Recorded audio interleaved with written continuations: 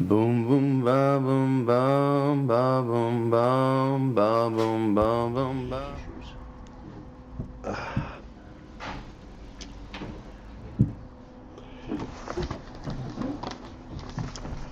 We are in the bottom third of page Ches. We have a lot of little nuances to emphasize. That's why we're going back every time. The line begins with the word Hayeshus. Notice that there are two lines beginning with the same word, and it is the lower one. And then the next line is Malkit, and then Malchin, and then Hayeshus. The one underneath the word Malchin.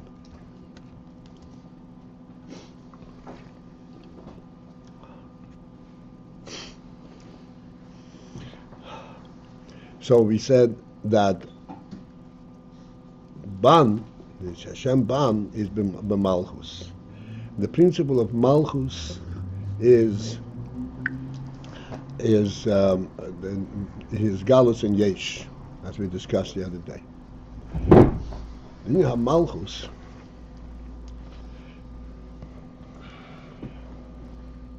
Effectively,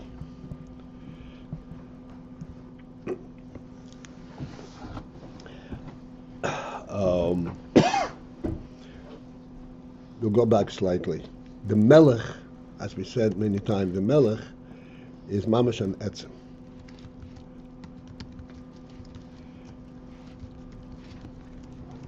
And as such, he is totally removed from any interaction and any expressions whatsoever. He's on a different plane.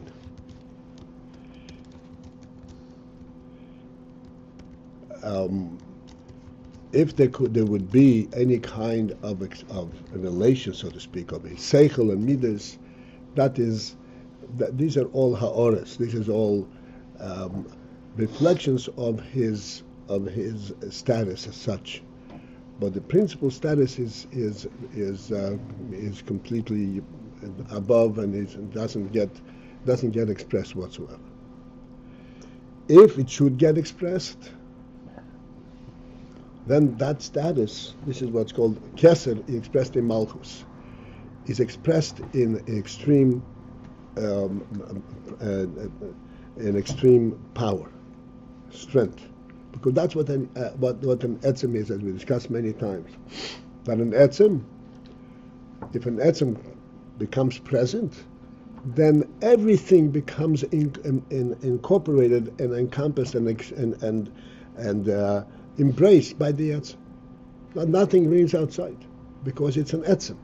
Etzem means it's an essential truth, essential reality. Everything becomes engrossed in this, and the etzem, when it is expressed and it becomes begilui, this is the difference when the way it is in essence, contained in the essence of the melech, and when it comes to be expressed. When it comes to be expressed, it becomes in the yeshus format. What's meant yeshus? He's not expressing ideas, what he stands for, what are his talents, what are his interests. No, his presence. That's what the etzem is. Like we said all the time, that a man in his home is a melech. This is what means he owns the home. And in what way does he own the home? Not by how he utilizes it, how he uses it, by his very presence. Everything belongs to him. Every last corner, he is present there. He embraces it. So the Inyan HaMalchus expresses itself in the form of Yeshus, of a presence, because it expresses the presence of an etzem rather than of an idea, of an element. And an etzem can only be expressed in the form of a presence, of a yesh.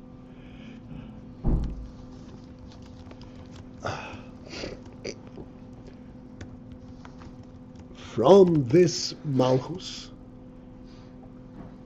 I'm going to continue with the mashal of the person and his home.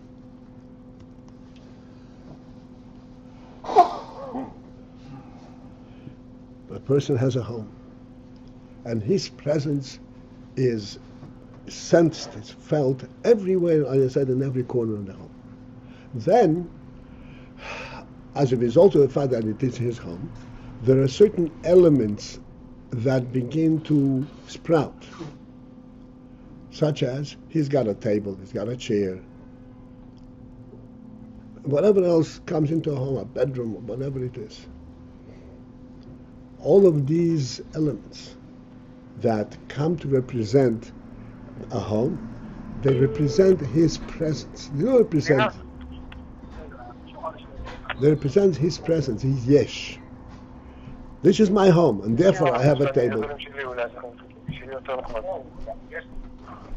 Gentlemen, please mute your phones. Thank you. Why does he have a bedroom, a dining room, a kitchen, and all the amenities? Because of his yesh. This is not like a person goes to a restaurant and there's a table there for him to eat. This is just a functional table. Or a person lodges in a lodging in a hotel. Everything is there is function. In a home, it's in a totally different category.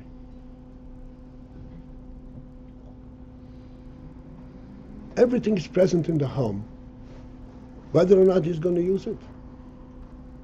And it's not based on usage, it's based on the fact that this is a home that a human being lives there. So everything in the home, this is called this coming out of Malchus. All the qualities, but it's coming out of the yesh of the person, rather than of his seichel amidas. This is necessary. This is necessary. And this is why everything in the home is, so to speak, an absolute necessity. Everything in the home represents his presence, not just his functionality. If there is as a chair is missing in the home, it's not an inconvenience. Hey, something is not right. How can a home be without a chair?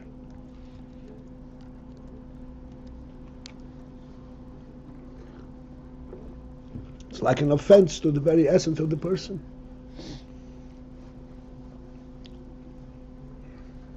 Because in Malchus, there are things that, of course, everything, all the quality, all the spheres go through Malchus, but when they come through Malchus, they come in a totally different implication on the intonation, totally different ruach, spirit.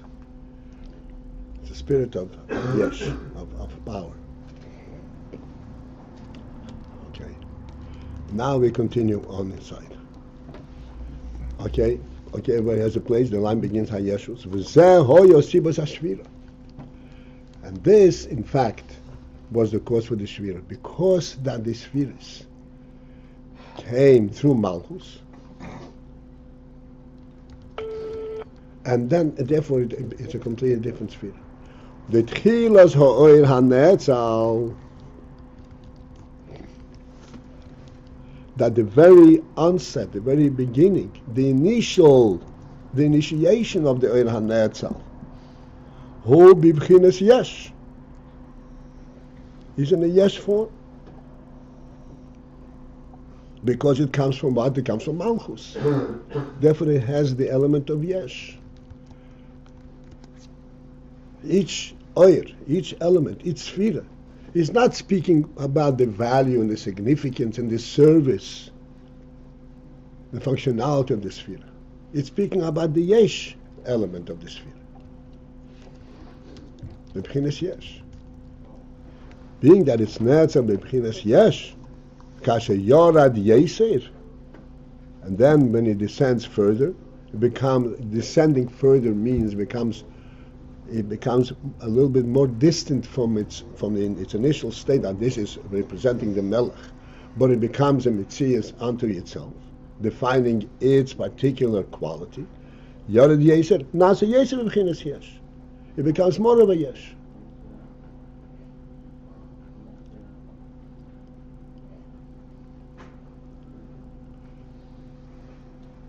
In other words, it becomes Yorad Yeser. It doesn't become more emphatic, more to the functionality and the significance, rather more to the yesh. Because what? That's its initial presence.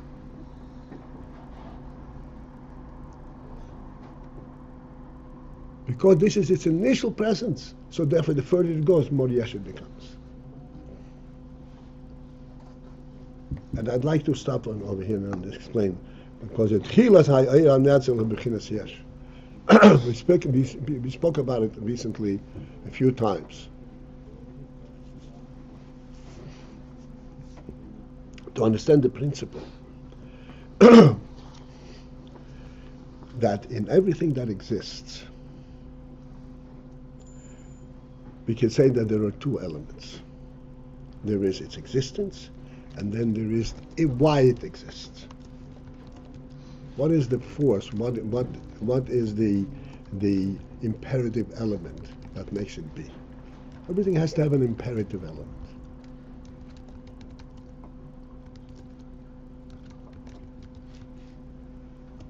What's the imperative element? For example, if a table in a house breaks down, the table broke down. What's going to happen? Another table comes in its place.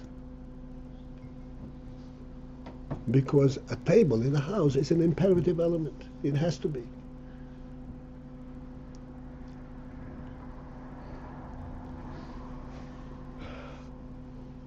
Then there is a table. Now we're not worried about it has to be. It's there. It has a functionality.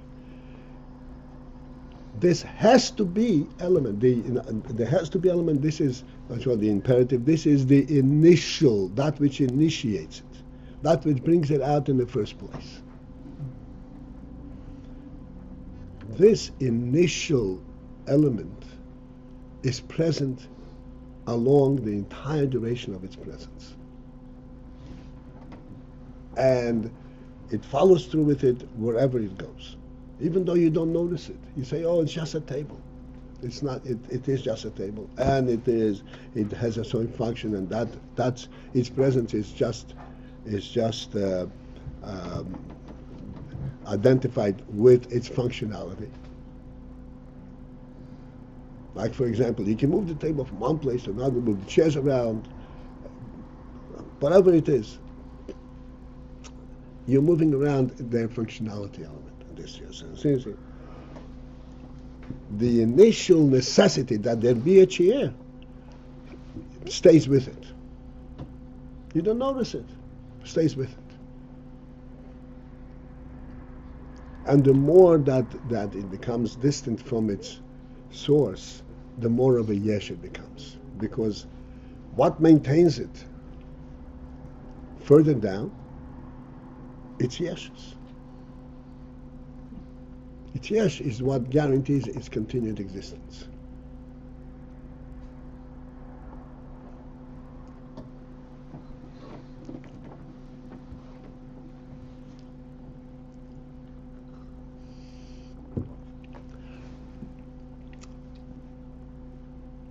I'll give you an example. It's an interesting, just a little far-fetched thing, but nevertheless. Yes, sir. In the mushal, what's the initial source? You have the chair. It must be there. It's a must be. What's the initial source? The human being who lives in the house? Yeah. Yeah. That's what a home is, right? And human being in a home is are synonyms. What? Synonym. It has to go together. Synonymous.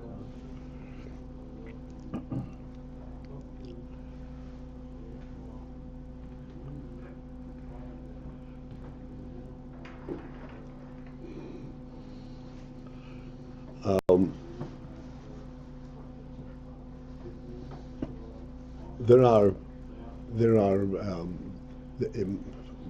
right here in the Prospect Park. There is a house. I don't remember whose house it is. Many years ago, I passed by it. Some president or something. This was his dwelling, and this dwelling was preserved the way it was then, 150 years ago, with all the furnishings and everything. Now, these furnishings no longer serve that particular person. They no longer serve any functionality. They represent the fact that this person used to live in this home, in this house. You could see this? Huh? You could see this? Huh? They have the furniture, you can go Yeah, it's there. Yeah. I don't remember who. John Lefferts' house. Huh? John Lefferts' house. John Lefferts' house. Okay. It's interesting to say this was a house of a phenomenally wealthy man, a person in those days. Today, this would be a little hut in comparison to the way people live today. Anyway, so you go into the house, okay, there are these furnishings and they're preserved. There is no functionality. The initial value of the person, of the functionality that how it serves the person, is no longer there. And now what remains? The present, the yesh, this represents this person. And then nase b'chinas yesh, greater b'chinas yesh. Because now, think about it this way. As long as a person is there and it has a functionality, yes, it's my home, but it has functionality. If the chair breaks down, I'm going to replace it. Now the chair breaks down, there's no way to replace it. You can't replace this chair because it's not the same chair anymore. And no one's allowed to use it. Not allowed to use it.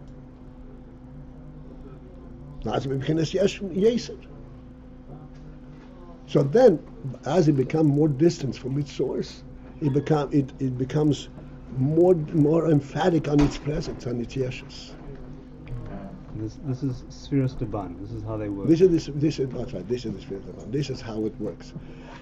Anything coming from Malchus, if it at the yesh, then it assumes. Then the chesed becomes a self-described yesh, rather than representing the chesed of the melech. And thus it becomes, like I said, further and further yeshus. But surely the importance of the furnishings in the house in general is not the furnishings in the house themselves, but the importance of the man who used to live there. It's the fact that he was there that gives them fashiva, that gives them their yesh.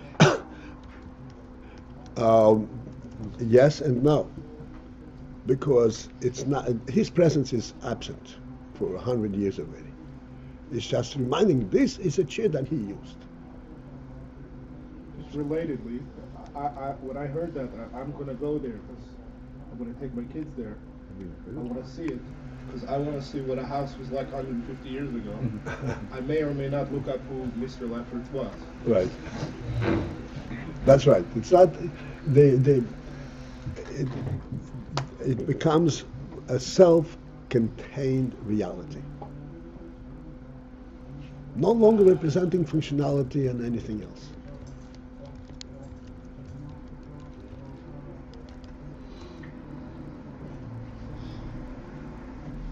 And that means, and we meant to understand here.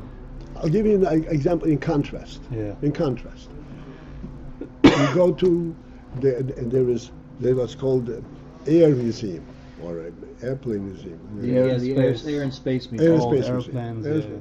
So they have all the airplanes. Okay, they don't have a yes element. You know, the yesh element is just the functionality. That's all it is. You go.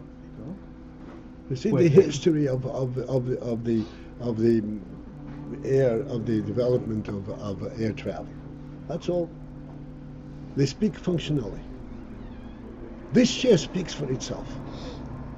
Why? Because it comes from a yesh. No, its whole value is because it has a yesh behind it. This is Hamalchus. This is what he says. It's so smoothly put in, but we have to listen to every word. The tchilas ha'oir ha'netzal hu b'bchinas yesh. The answer, the beginning of this oir ha'netzal is b'bchinas yesh. Has a quality of yesh. What does it mean? It speaks for the yesh rather than for its value and functionality. And therefore, וכאשר יורד יסר, נעשה יסר מבחינת יש. It doesn't lose that initial statement. That's its real basis for existence, the yesh. Therefore, when it goes further down, it becomes more of a yesh. I'm sorry, I interrupted you. So, from here we're meant to understand that they become, like we're saying, more bechinas yesh, meaning no interaction, period, right? That each, like you mentioned, chesed. It's not really chesed as we think of chesed, where it's appropriate and kind for the other person. It's more it itself wants just chesed. Yeah, but that's the offshoot of that, because then Nasi B'chinas Yesh Yeser is that if you go in example this room, you're not examining, not envisioning a person living in this room. You just look at the chair independently, at the table independently, at the bed independently. Separate artifacts. Separate entities. Is it correct to think of tohu? Huh? Tohu. That's what Tohu. This is the element of Tohu. Okay. This is the element of Tohu. כאשר נעשה יסר בחינת יש, ועל ידי זה, and therefore על ידי זה, as a result of this process, hoiso ha-misa unefila. This is how misa unefila came about. Nefila means fall down. The man, the nofer medarge, because this is the man, the nofer medarge. I think this is from a quote from the Zohar. Man, the nofer medarge, kuli. The continuum of this verse is ikri mis. One who falls from his madrege, he's called a mess.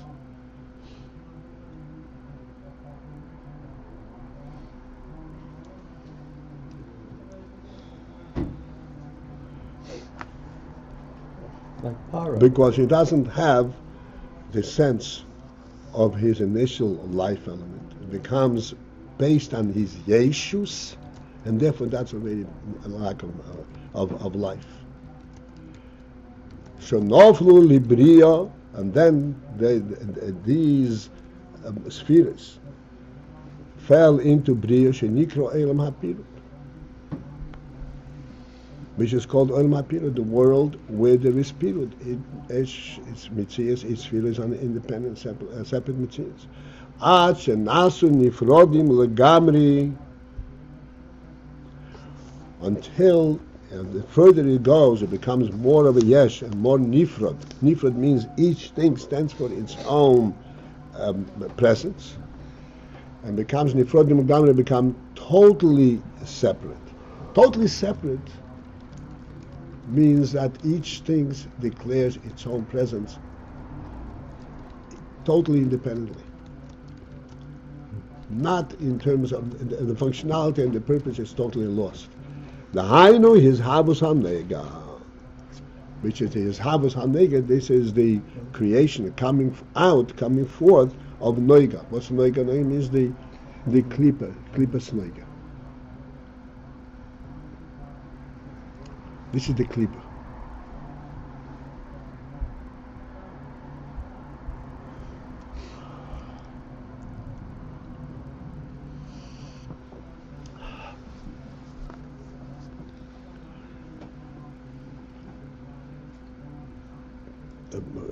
We say it in our own this has to be careful, examined, and understood. But just what's a klipa? Let's say you take an orange. An orange has a klipa. When you show the orange, say, here, this is an orange. You are not showing at all its content. You're showing this is the orange. In other words, you're showing it as a presence. When you go and buy an orange, you don't buy the what is it called? The pieces, the segments. The segments is a term for this. You buy the orange.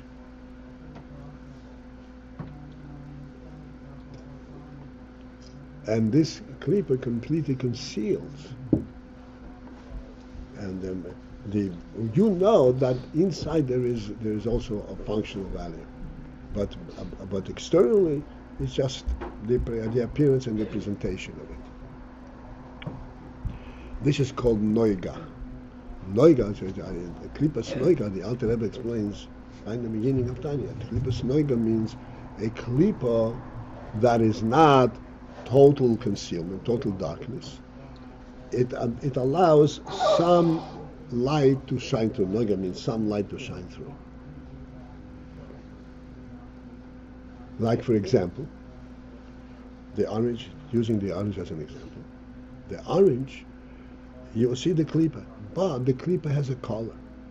And this color speaks about what an orange is. The klipa of an apple has a color. It's not just here. It is a klipa, and it is in itself, the klipas of the orange is not really orange, but it tells you, it doesn't completely conceal why it is there. There is a significance to it. There's a value to it. That's meant klipas nega. But as such, even though it's klipas nega, if and what's the meaning for klipas nega? Klipas nega the pshat that it presents to you the oir in a completely concealed manner, in a yesh manner, and then it is up to you to open it up and see what is it really about. And it is possible to be confused. And say all it's about is about its appearance. As a matter of fact, we have, what do we call it, the fake fruit, we have plastic fruit, and that also is a decoration in a house, which stands for nothing but the appearance.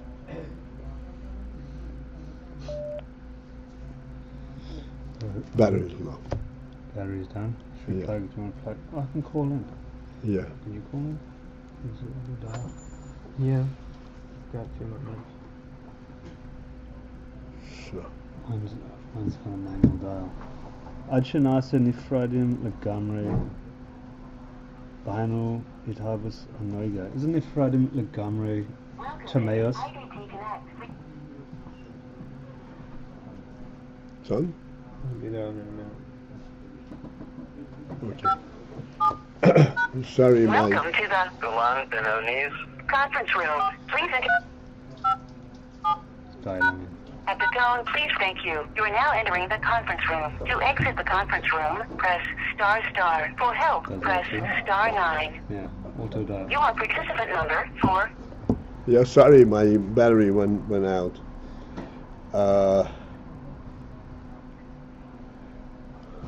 So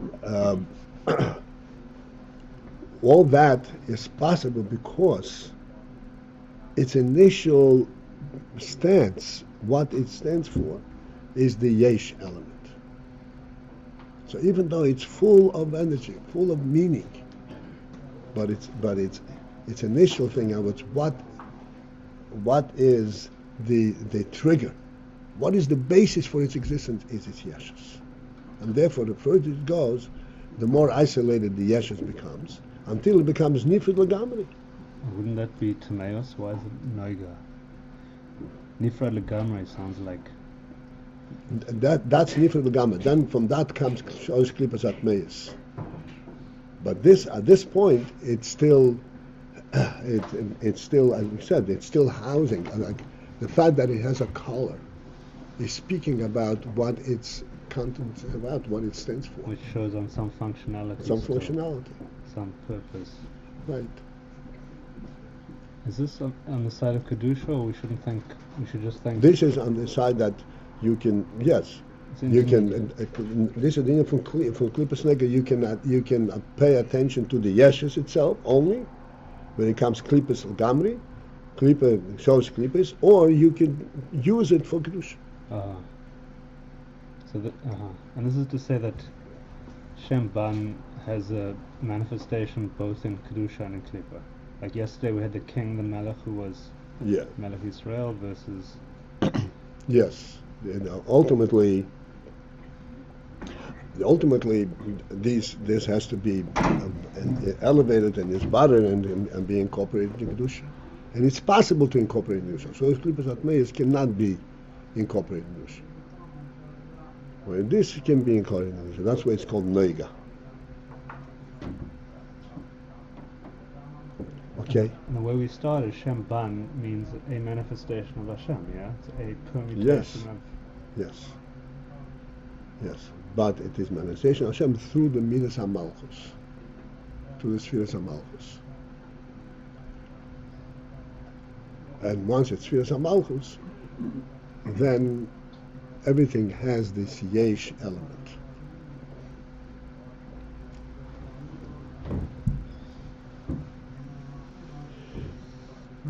All right, so this will be it for this morning, and we will continue Mishim this evening.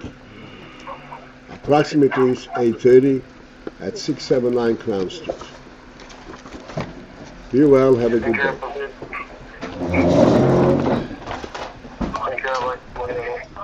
Thank you.